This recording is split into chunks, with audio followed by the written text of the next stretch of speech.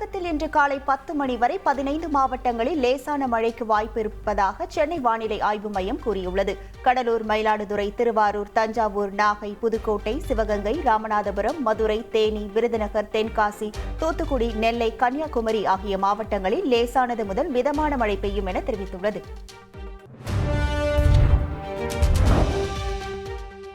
கனமழை காரணமாக தஞ்சாவூரில் பள்ளிகளுக்கு மட்டுமே விடுமுறை அறிவிக்கப்பட்டுள்ளது. மாணவர்கள் நலன் கருதி முன்னெச்சரிக்கை நடவடிக்கையாக மாவட்ட ஆட்சியர் பிரியங்கா பங்கஜம் இந்த உத்தரவை பிறப்பித்துள்ளார். இதனிடையே தஞ்சாவூர் மாவட்டம் திருவையாறு, திருக்காட்டுப்பள்ளி, கண்டியூர், விளாங்குடி, மேல திருப்பந்துருத்தி, பூதலூர் உள்ளிட்ட இடங்களில் கனமழை பெய்து வருகிறது.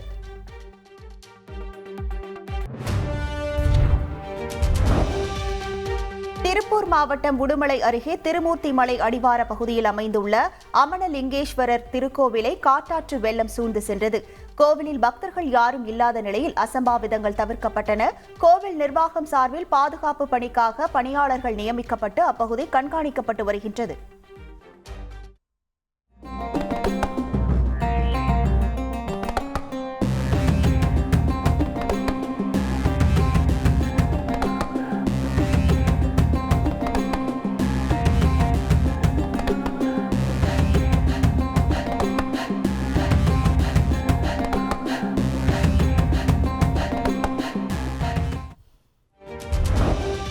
தேனி மாவட்டம் பெரியகுளம் மற்றும் அதன் சுற்றுவட்டார பகுதிகளான லட்சுமிபுரம், தென்கரை, தேவதானப்பட்டி உள்ளிட்ட இடங்களில் 2 மணி நேரத்திற்கு மேலாக கனமழை பெய்தது.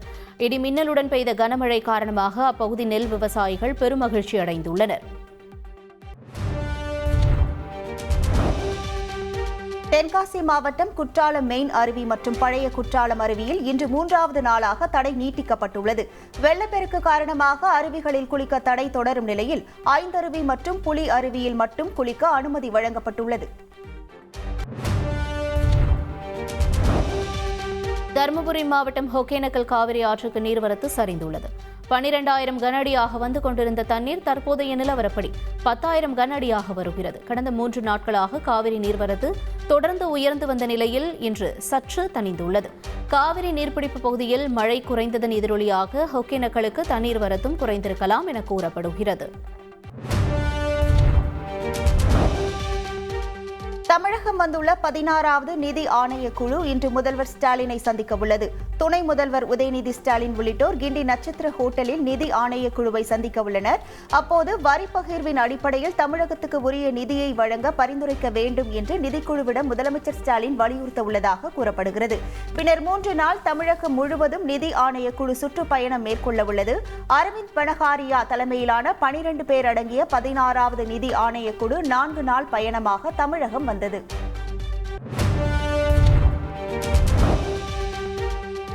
தமிழகத்திலிருந்து கிடைக்கும் வரி வருவாயில் 50 விழுக்காட்டை தமிழகத்திற்கே ஒதுக்க நிதி ஆணையம் பரிந்துரைக்க வேண்டும் என பாமக தலைவர் அன்புமணி ராமதாஸ் வலியுறுத்தியுள்ளார். அவர் விடுத்துள்ள அறிக்கையில் மத்திய அரசின் நிதி பகிர்வு குறித்து விவாதிக்க 16ஆம் தேதி நிதி ஆணைக்குழு சென்னை வந்துள்ளதாக தெரிவித்துள்ளார். 15 நிதி ஆணையங்கள் அமைக்கப்பட்டு 73 ஆண்டுகள் ஆகியும் தமிழ்நாடு உள்ளிட்ட மாநிலங்களுக்கு இழைக்கப்படும் அநீதி போக்கப்படவில்லை என்று அவர் குறிப்பிட்டுள்ளார். மத்திய அரசின் மொத்த வரி வருவாயில் தமிழகத்தின் பங்களிப்பு 10 விழுக்காடு என்றும் மாநிலங்களுக்கு பகிரப்படும் நிதியில் வெறும் 4.079% மட்டுமே தமிழகத்திற்கு கிடைப்பதாகவும் தெரிவித்திருக்கிறார். பாஜகவுடன் மறைமுக கூட்டணி வைத்துள்ள திமுக இரட்டை வேடம் போடுவதாக அதிமுக பொதுச் செயலாளர் எடப்பாடி பழனிசாமி குற்றம் சாட்டியுள்ளார். சேலத்தில் பேசிய அவர் பாஜகவுடன் இணக்கமாக இல்லை என்றால் திமுகவுக்கு ரெய்டு வரும் என்றார். தொடர்ந்து பேசிய எடப்பாடி பழனிசாமி எதிர்க்கட்சியாக இருந்தபோது கோ பேக் மோடி என்று கூறிய திமுக ஆளுங்கட்சியான பிறகு வெல்கம் மோடி என்று அழைப்பதாக கூறினார். அதிமுக உள்ளிட்ட கட்சிகளோடு கூட்டணி வைப்பதற்கு பாஜக தற்போது வரை அப்ளிகேஷன் போடவில்லை என தமிழக பாஜக ஒருங்கிணைப்பு குழு தலைவர் ராஜா தெரிவித்துள்ளார். புதுக்கோட்டையில் செய்தியாளர்களை சந்தித்த அவர் அவசரமாக கைது செய்யப்பட்டுள்ள கஸ்தூரிக்கு தகுந்த பாதுகாப்பை நீதிமன்றம் உறுதி செய்ய வேண்டும் எனவும் கூறினார். மேலும் தமிழக அமைச்சர்கள் யாரும் தனது பணியை சரிவர செய்யவில்லை எனவும் ராஜா கூறியுள்ளார். 104 வயது வரை தமிழ்நாட்டு மக்களுக்காக உழைத்த கருணாநிதியின் பெயரை அரசு திட்டங்களுக்கு சூட்டுவதில் என்ன தவறு இருக்கிறது என்று துணை முதலமைச்சர் உதயநிதி ஸ்டாலின் கேள்வி எழுப்பியுள்ளார். எதிர்க்கட்சித் தலைவர் எடப்பாடி பழனிசாமிக்கு பதிலளித்துள்ள அவர், கடந்த கால அதிமுக ஆட்சியில் அம்மா உணவகம், அம்மா சிமெண்ட், அம்மா உப்பு என்றெல்லாம் அரசு திட்டங்களுக்கு பெயர்களை சூட்டியது யார் என்று கேள்வி எழுப்பியுள்ளார். கை ரிக்ஷாவை ஒழித்தது முதல் கம்ப்யூட்டர் கல்வியை தந்தது வரை நவீன தமிழ்நாட்டை உருவாக்கிய முன்னாள் முதலமைச்சர் கருணாநிதியின் பெயரை அரசு திட்டங்களுக்கு சூட்டுவதும் சிலைகள் எழுப்புவதும் அவருக்கு நாம் செலுத்துகின்ற நன்றியின் வெளிப்பாடு என்றும் உதயநிதி ஸ்டாலின் பதிவிட்டுள்ளார். தமிழ்நாட்டில் கூட்டணி ஆட்சி அமைவது அவசியம் என்றும், ஆனால் அதற்கான சூழல் உருவாகவில்லை என்றும் விசிக தலைவர் திருமாவளவன் கூறியுள்ளார். புதுச்சேரியில் செய்தியாளர்களிடம் பேசிய அவர், மத்தியில் 1977ஆம் ஆண்டு முதல் கூட்டணி ஆட்சி நடப்பதாக குறிப்பிட்டார்.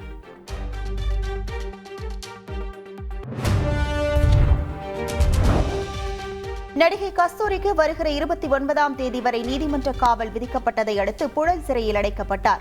ஹைதராபாத்தில் கைது செய்யப்பட்ட நடிகை கஸ்தூரி சென்னை சிந்தாதிரிப்பேட்டை காவல் நிலையம் அழைத்து வரப்பட்டார். அங்கிருந்து எழும்பூர் நீதிமன்றத்துக்கு அழைத்து சென்று போலீசார் ஆஜர்படுத்தினர்.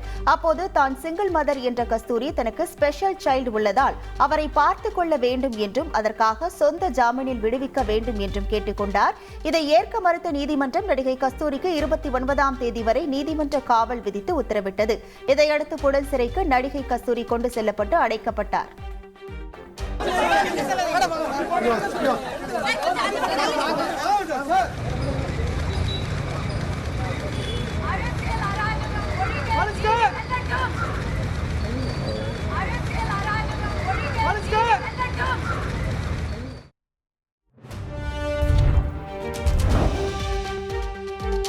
தனிப்படை அமைத்து கைது செய்யும் அளவுக்கு நடிகை கஸ்தூரி என்ன தவறு செய்தார் என்று கேள்வி எழுப்பியுள்ள நாம் தமிழர் கட்சியின் தலைமை ஒருங்கிணைப்பாளர் சீமான் இது பழிவாங்கும் நடவடிக்கை என்று விமர்சித்துள்ளார். அரியலூர் மாவட்டம் அணைக்குளம் பகுதியில் பேசிய அவர், தனிப்பட்ட விமர்சனங்களுக்கு வழக்கு தொடுத்தாலே எடுப்பதில்லை என்றார். திட்டமிட்டு வேண்டுமென்றே பழிவாங்க நினைக்கிறார்கள் என்றும் சீமான் விமர்சித்துள்ளார்.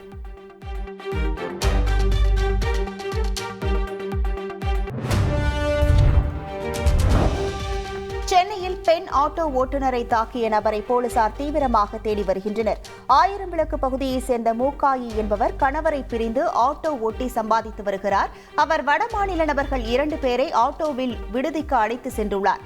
இந்த நிலையில் தாம் பேசி வைத்திருந்த சவாரியை மூக்காயி அழைத்து சென்றதாக கூறி அவரை கண்ணன் என்ற ஆட்டோ ஓட்டுநர் சரமாரியாக தாக்கியுள்ளார். இதுகுறித்து மூக்காயி சென்னை காவல் ஆணையர் அலுவலகத்தில் புகார் அளித்தார். இதையடுத்து கண்ணனை போலீசார் தீவிரமாக தேடி வருகின்றனர். இந்த நிலையில் தாக்குதல் தொடர்பான வீடியோ வெளியாகியுள்ளது.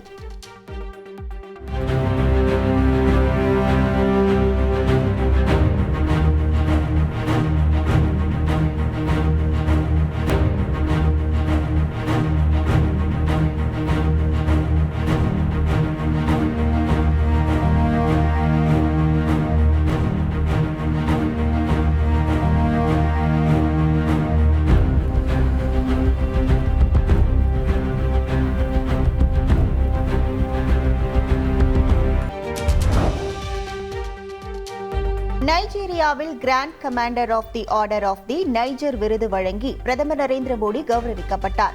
இதன் மூலம் சர்வதேச அளவில் பிரிட்டன் மகாராணி எலிசபெத்துக்கு பின் இந்த உயரிய விருதை பெறும் உலக தலைவர் என்ற பெருமையை மோடி பெற்றுள்ளார். மேலும் பிரதமர் மோடி பெறும் 17வது சர்வதேச விருது இது என்பது குறிப்பிடத்தக்கது. முன்னதாக கலாச்சார பரிமாற்ற திட்டம் உட்பட 3 புரிந்துணர்வு ஒப்பந்தங்கள் கையெழுத்தானது.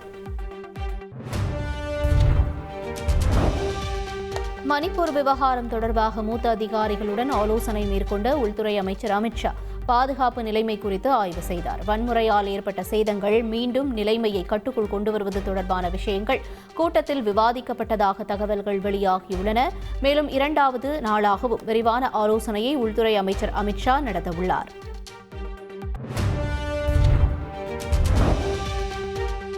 மணிப்பூரில் வன்முறையை கட்டுப்படுத்த தவறியதாக கூறி ஆளும் பாஜக அரசுக்கு அளித்து வந்த ஆதரவை தேசிய மக்கள் கட்சி வாபஸ் பெற்றது. 7 எம்எல்ஏக்கள் தங்களது ஆதரவை வாபஸ் பெற்றுள்ளனர். இருப்பினும் 60 இடங்களை கொண்ட மணிப்பூர் சட்டப்பேரவையில் பாஜகவுக்கு தனி பெரும்பான்மை இருப்பதால் ஆட்சிக்கு எந்த பிரச்சனையும் ஏற்பட வாய்ப்பில்லை. மணிப்பூரில் கடந்த 2 ஆண்டுகளாக மைதேயி, குக்கி இன மக்களிடையே மோதல் போக்கு நீடித்து வருவது குறிப்பிடத்தக்கது.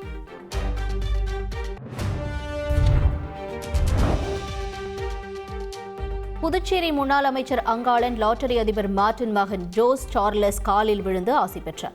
திருபுவனை தொகுதி சுயேட்சை எம்எல்ஏவான அங்காளன் தற்போது பாஜக ஆதரவு எம்எல்ஏவாக உள்ளார். இந்நிலையில் முன்னாள் அமைச்சரான அங்காளன் தன்னை விட வயதில் குறைந்த ஜோஸ் சார்லஸ் காலில் விழுந்தது சர்ச்சையை ஏற்படுத்தியுள்ளது. ஜோஸ் சார்லஸ் மார்டின் புதுச்சேரி அரசியலில் பாஜக சார்பில் களம் காண இருப்பதாக தகவல் வெளியாகியிருப்பதும் குறிப்பிடத்தக்கது.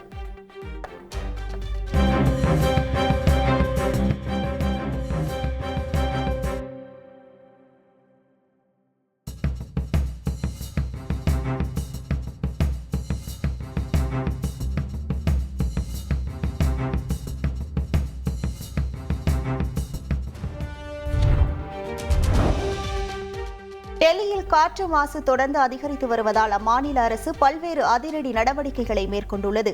டெல்லிக்குள் அத்தியாவசிய பொருட்களை ஏற்றி வரும் சுற்றுச்சூழல் மாசு ஏற்படுத்தாத லாரிகள் மட்டுமே அனுமதிக்கப்படும் என்று தெரிவிக்கப்பட்டுள்ளது. காற்று மாசு காரணமாக கல்வி நிறுவனங்களை மூடுவது குறித்து முடிவெடுக்க அறிவுறுத்தப்பட்டுள்ளது. அடுத்த அறிவிப்பு வரும் வரை டெல்லியில் 10 மற்றும் 12ஆம் வகுப்புகளை தவிர்த்து மற்ற வகுப்புகள் ஆன்லைன் வழி கல்வியில் நடைபெறும் என்று டெல்லி முதலமைச்சர் அதிஷி எக்ஸ் தளத்தில் பதிவிட்டுள்ளார்.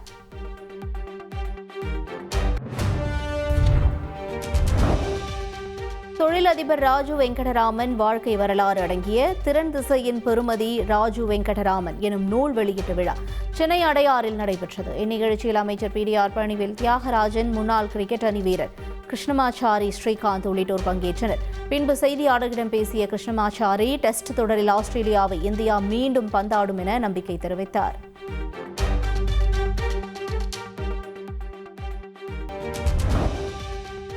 இந்தியா மதசார்பற்ற நாடு என்றும் நாம் அனைவரும் ஒற்றுமையாக இருக்க வேண்டும் என்றும் அமைச்சர் நாசர் தெரிவித்தார். சென்னை எழும்பூரில் நடைபெற்ற இஸ்லாமிய மாநாட்டில் சிறப்பு விருந்தினராக பங்கேற்று பேசிய அவர், ஒற்றுமையாக இருந்தால் நம்மை யாராலும் வீழ்த்த முடியாது என்றும், ஆனால் நம்மில் சிலரிடையே உள்ள தாழ்வு மனப்பான்மையை களைய வேண்டும் என்றும் கூறினார்.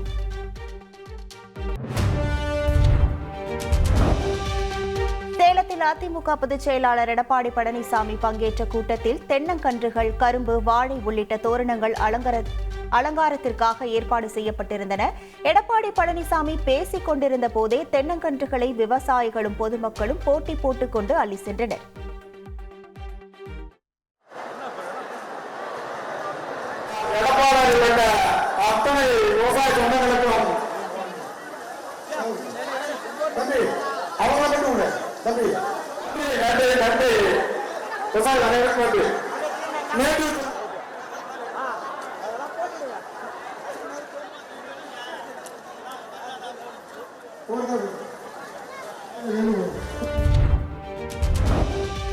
பூந்தமல்லியை அடுத்த காட்டுப்பாக்கம் பகுதியில் தமிழக வெற்றிக் கழகத்தின் கொடியை ஏற்ற முயன்ற நிர்வாகிகளை போலீசார் தடுத்து நிறுத்தினர். உரிய அனுமதி இல்லாமல் கொடியை ஏற்றக்கூடாது என தடுத்து நிறுத்திய போலீசாருடன் தாவேக நிர்வாகிகள் வாக்குவாதம் செய்தனர்.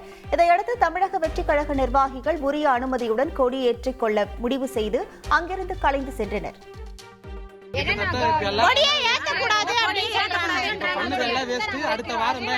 அடுத்த வாரம் பண்ணுங்க, நாங்க எல்லாத்தையும் ரெடி பண்ணிட்டோம். ஆனா எங்களை எதுவுமே பண்ணக்கூடாது, நீங்க பேனர்லயே வைக்கவே விட மாட்டாங்க. கொடி வைக்கிறது கூட பொது இடம் இல்ல, பொது நாங்க சொந்த இடத்துல தான் வைக்கிறோம், பொது இடத்துல நாங்க செய்யவே இல்லை. பேனர்லாம் கூட வைக்க கூடாது அப்படின்னு சொல்லி எங்களை இது பண்றாங்க. சென்னை கண்ணகி நகரில் குழந்தை கடத்தல் விவகாரத்தில் தலைமறைவாக இருந்த பெண்ணை போலீசார் கைது செய்தனர்.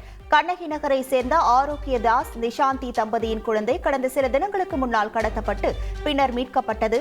குழந்தை கடத்தலில் ஈடுபட்ட தீபாவை போலீசார் கைது செய்தனர். அவர் மீது குழந்தை கடத்தல் உள்ளிட்ட வழக்குகள் பதியப்பட்டுள்ள நிலையில் போலீசார் விசாரணை மேற்கொண்டு வருகின்றனர்.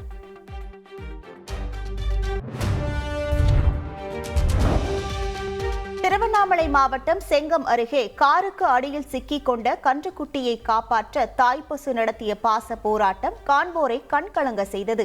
காரை நகர விடாமல் தாய்ப்பசு சுற்றி சுற்றி வந்ததை பார்த்து மனம் உருகிய இளைஞர்கள் காரை லாவகமாக தூக்கி கன்றுக்குட்டியை உயிருடன் மீட்டு தாய்ப்பசுவுடன் சேர்த்தனர். தன் குட்டிக்காக தாய்ப்பசு நடத்திய பாச போராட்டம் அனைவரையும் மெய்சிலிர்க்க வைத்துவிட்டது.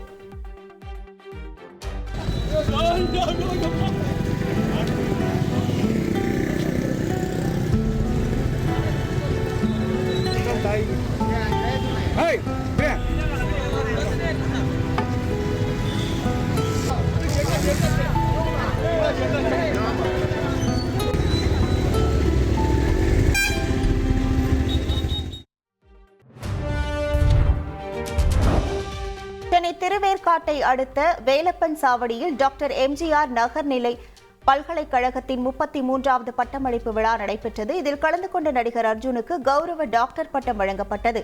தொடர்ந்து மாணவர்கள் மத்தியில் பேசிய அர்ஜுன் ஆங்கிலத்திலேயே உரையாற்றினார். பின்னர் தமிழில் பேசினார். பட்டமளிப்பு விழாவில் ஆங்கிலத்தில் பேச வேண்டும் என்பதற்காக தான் ஆங்கிலத்தில் பேசியதாக நடிகர் அர்ஜுன் தெரிவித்தார்.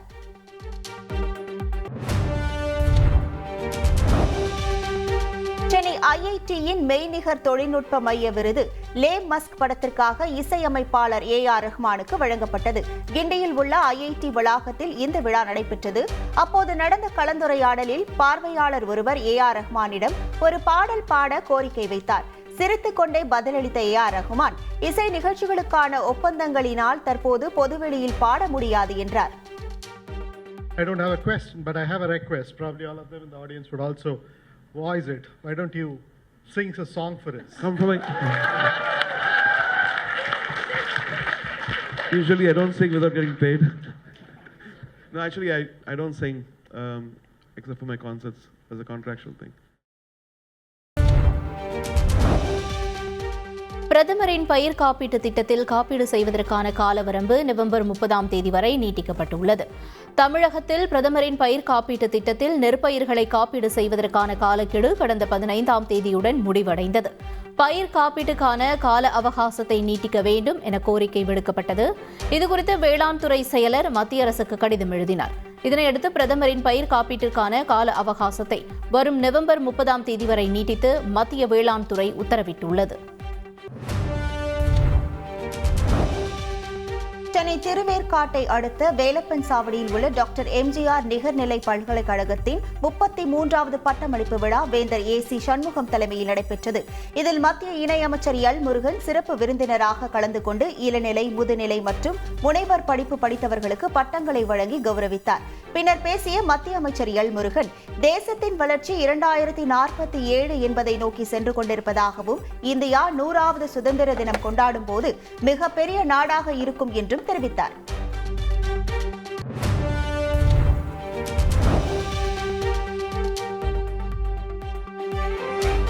திருச்செந்தூரில் போதுமான இடவசதிகளை ஏற்படுத்த மாவட்ட நிர்வாகத்திற்கு ஐயப்ப பக்தர்கள் வேண்டுகோள் விடுத்துள்ளனர். கார்த்திகை மாதத்தை முன்னிட்டு ஏராளமான ஐயப்ப பக்தர்கள் மாலை அணிந்து விரதத்தை தொடங்கியுள்ள நிலையில் திருச்செந்தூர் முருகன் கோயிலுக்கு படையெடுத்து செல்கின்றனர். கோயில் பகுதியில் தற்போது பெருந்திட்டவளாக பணிகள் நடைபெற்று வருவதால் வாகனங்கள் நிறுத்த போதுமான இடவசதி இல்லை என்று கூறப்படுகிறது.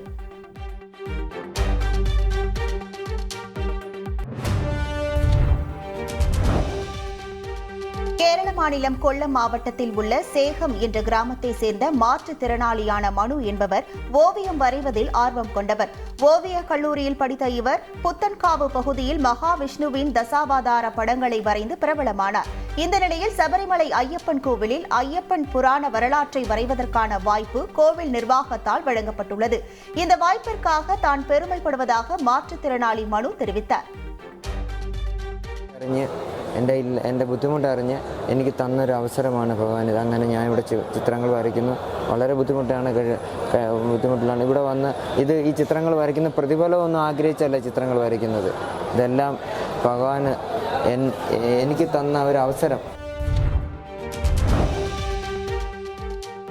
வத்தலகுண்டு அருகே கூகுள் மேப்பால் சகதியில் சிக்கிய கர்நாடகாவைச் சேர்ந்த மாற்றுத்திறனாளி ஐயப்ப பக்தர் 5 மணி நேரம் கழித்து மீட்கப்பட்டார். கர்நாடகாவைச் சேர்ந்த பரசுராமா என்ற மாற்றுத்திறனாளி தனது 3 சக்கர வாகனத்தில் சபரிமலை சென்று திரும்பியுள்ளார். கூகுள் மேப் பார்த்தபடி வத்தலகுண்டு வழியாக சென்றபோது பட்டிவீரன்பட்டி அருகே ஆற்றின் சகதியில் சிக்கியுள்ளார். அவரை போலீசார் 5 மணி நேரம் கழித்து பத்திரமாக மீட்டனர். பரசுராமாவுக்கு உணவு வழங்கி உபசரித்து பத்திரமாக அனுப்பி வைத்த தமிழக போலீசாருக்கு கர்நாடக போலீசார் நன்றி தெரிவித்தனர். செங்கல்பட்டு மாவட்டம் மதுராந்தகத்தில் பள்ளி விழுந்த உணவை சாப்பிட்ட அரசு பேருந்து நடத்துனர் மயங்கி விழுந்தார். கோட்டை புஞ்சை கிராமத்தை சேர்ந்த முருகன் மதுராந்தகம் அரசு பேருந்து பணிமனையில் தற்காலிக நடத்துனராக பணியில் சேர்ந்துள்ளார். மதுராந்தகம் பேருந்து நிலையத்தில் மதிய உணவு சாப்பிட்ட நிலையில் அதில் பள்ளி இருந்ததைக் கண்டு அதிர்ச்சி அடைந்து இதுகுறித்து உணவக உரிமையாளரிடம் தெரிவித்துள்ளார். பின்னர் நடத்துனர் முருகன் மயங்கி விழுந்ததால் அரசு மருத்துவமனையில் அனுமதிக்கப்பட்டு சிகிச்சை அளிக்கப்பட்டு வருகிறது. திண்டுக்கல் மாவட்டம் நிலக்கோட்டையில் பிரமலை கள்ளார் கூட்டமைப்பின் மாவட்ட மாநாடு நடைபெற்றது. தமிழகத்தில் பூரண மது விலக்கை அமல்படுத்த வேண்டும், அனைத்து சீர் மரபினர்களுக்கும் டிஎன்டி என்ற ஒரே சாதி சான்றிதழ் வழங்க வேண்டும். சீர் மரபினர் நலவாரிய அடையாள அட்டைகள் வழங்குவதை ஆன்லைனில் கொண்டுவர வேண்டும் என்பன உள்ளிட்ட பல்வேறு தீர்மானங்கள் இக்கூட்டத்தில் நிறைவேற்றப்பட்டன. நாடு முழுவதும் 140க்கும் மேற்பட்ட கொள்ளையில் ஈடுபட்ட பிரபல கொள்ளையர்களை போலீசார் கைது செய்து திருடிய பொருட்களை மீட்டுள்ளனர். சிவகங்கை மாவட்டம் திருப்பத்தூர் அருகே கண்டர மாணிக்கத்தில் கடந்த மாதம் 49 பவுண்ட் தங்க நகை மற்றும் 23 கிலோ வெள்ளி நகைகள் திருடப்பட்டது. இது தொடர்பாக 2 நபர்களை பிடித்து போலீசார் விசாரித்தனர். ஒருவர் மதுரையை சேர்ந்த அழகர் சாமி என்பதும் மற்றொருவர் சோனி ராஜா என்பதும் தெரியவந்தது. இருவரையும் கைது செய்து 43 பவுண்ட் தங்க நகைகள் மற்றும் 15 கிலோ வெள்ளி பொருட்களை மீட்டனர். சோனி ராஜா மீது கேரளா, ஆந்திரா, தெலங்கானா, தமிழ்நாடு உட்பட நாடு முழுவதும் 140 வழக்குகள் பதிவாகியுள்ளது தெரியவந்துள்ளது. ராமேஸ்வரம் மீன்பிடி துறைமுகத்தில் நிறுத்தி வைக்கப்பட்ட இந்த நாட்டுப்படகு திடீரென தீப்பற்றி எரிந்ததால் பரபரப்பு ஏற்பட்டது. இதனை கண்ட சில மீனவர்கள் உடனடியாக கடலுக்குள் சென்று நாட்டுப்படகில் பற்றி எரிந்த தீயை அணைத்து கட்டுக்குள் கொண்டு வந்தனர். தகவல் அறிந்த சம்பவ இடத்திற்கு விரைந்த போலீசார் படகுக்கு தீ வைத்த நபர்கள் குறித்து விசாரணை நடத்தி வருகின்றனர்.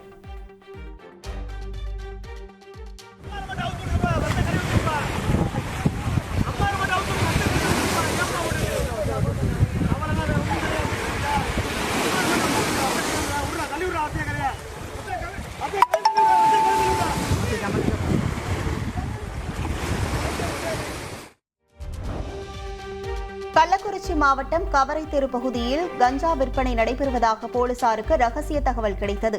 இதையடுத்து அப்பகுதியில் போலீசார் சோதனையில் ஈடுபட்டனர்.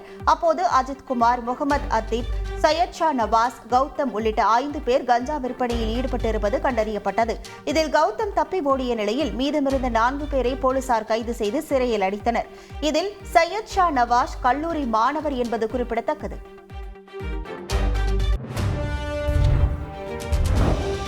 திருப்பதி மலையில் உள்ள பாபவிநாசத்தில் கிறிஸ்தவ மத ரீல்ஸ் பதிவு செய்த பெண்களால் மீண்டும் சர்ச்சை ஏற்பட்டுள்ளது. பாபவிநாசம் பகுதியில் கடை வைத்து வியாபாரம் செய்பவர்களில் சுமார் 20 பேர் வேற்று மதங்களைச் சேர்ந்தவர்கள் என்று கூறப்படும் நிலையில் அவர்களில் சில பெண்கள் கிறிஸ்தவ மதம் தொடர்பான பாடல்களை பாடி ரீல்ஸ் எடுத்து சமூக வலைதளங்களில் பதிவேற்றம் செய்துள்ளனர். இந்த விவகாரம் தற்போது சர்ச்சையை ஏற்படுத்தியுள்ளது. இது தொடர்பாக தேவஸ்தான விஜிலன்ஸ் துறையினர் விசாரணை நடத்தி வருகின்றனர். குஜராத்தில் இறந்துவிட்டார் என கருதப்பட்ட நபர் உயிருடன் வந்த நிலையில் அவருக்கு பதிலாக வேறொருவரின் உடலை உறவினர்கள் தகனம் செய்த சம்பவம் அதிர்ச்சியை ஏற்படுத்தியுள்ளது. பிரார்த்தனை கூட்டம் நடந்தபோது திடீரென பிரிஜேஷ் சுதர் அந்த இடத்திற்கு வந்தது அனைவரையும் அதிர்ச்சியில் ஆழ்த்தியுள்ளது. நிதி முதலீடுகள் காரணமாக பிரிஜேஷ் மன அழுத்தத்துடன் இருந்ததாக கூறும் உறவினர்கள் போலீசார் காட்டிய உடல் பிரிஜேஷின் உடலை போன்றே இருந்ததால் வாங்கி தகனம் செய்ததாக தெரிவித்தனர். இதையடுத்து பிரிஜேஷ் குடும்பத்தினரால் தகனம் செய்யப்பட்ட உடல் யாருடையது என்றும் சரியாக பிரார்த்தனை கூட்டம் நடைபெறும் நாளில் பிரிஜேஷ் திரும்பி வந்தது ஏன் என்றும் போலீசார் விசாரித்து வருகின்றனர்.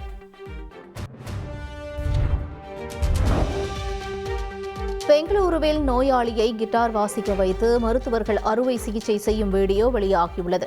கிட்டார் இசைக்கலைஞர் ஜோசப் டிசோசாவுக்கு 7 மணி நேரம் மூளையில் அறுவை சிகிச்சை செய்யப்பட்டது. அப்போது பொது மயக்க மருந்து கொடுக்காமல் கிட்டார் இசைக்க வைத்து அதன் மூலம் விரல்கள் இயக்கத்தால் மூளையில் நரம்புகளை கண்டுபிடித்து அறுவை சிகிச்சை செய்தனர்.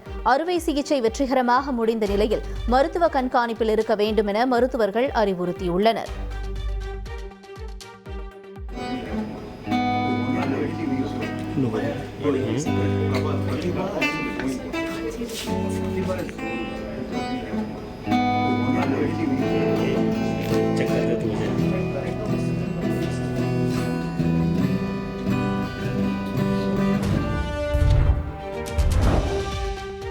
கேரளாவில் ஆம்புலன்ஸுக்கு வழிவிடாமல் போக்கு காட்டிய காரின் உரிமையாளருக்கு போலீசார் 2.5 லட்சம் ரூபாய் அபராதம் விதித்தனர். கார் ஓட்டுநர் போக்கு காட்டிய செயல் ஆம்புலன்ஸில் இருந்த சிசிடிவியில் பதிவாகியிருந்தது. இந்த காட்சிகள் சமூக வலைதளங்களில் வேகமாக பரவியது. இந்த வீடியோ கேரள போக்குவரத்து போலீசாரின் கவனத்திற்கும் சென்றது. இதனையடுத்து விசாரணை மேற்கொண்ட போலீசார் காரின் பதிவின் அடிப்படையில் உரிமையாளரை கண்டுபிடித்தனர். பின்னர் காரின் உரிமையாளருக்கு 2.5 லட்சம் ரூபாய் அபராதம் விதித்ததுடன் கடுமையாக எச்சரித்தனர்.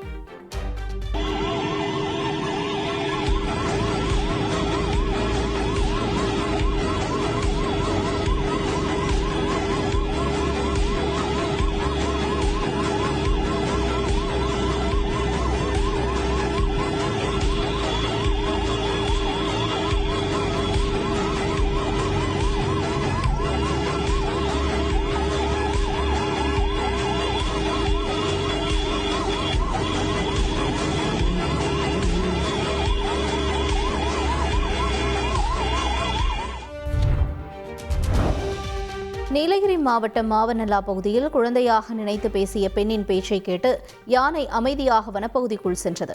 வீட்டின் அருகே காட்டு யானை ஒன்று துதிக்கையால் புற்களை மேய்ந்து கொண்டிருந்த நிலையில் வீட்டிலிருந்த பெண்மணி அச்சமடைந்தார். வீட்டை விட்டு வெளியே வந்த அந்த பெண் காட்டு யானையிடம் கோபாய் கோகோ என ஆங்கிலத்தில் செல்லமாக பேசினார். அவரது பேச்சை கேட்டு காட்டு யானை எந்த ஆக்ரோஷமுமின்றி குழந்தை போல வனப்பகுதிக்குள் நடந்து சென்றது. இந்த காட்சிகள் சமூக வலைதளங்களில் வைரலாகி வருகிறது. Hey boy, go. Go boy. Go. Go, go, go. Hui. Go boy. Go, go, go. Go boy. Go, go, go, go. Hui. Hui. Go.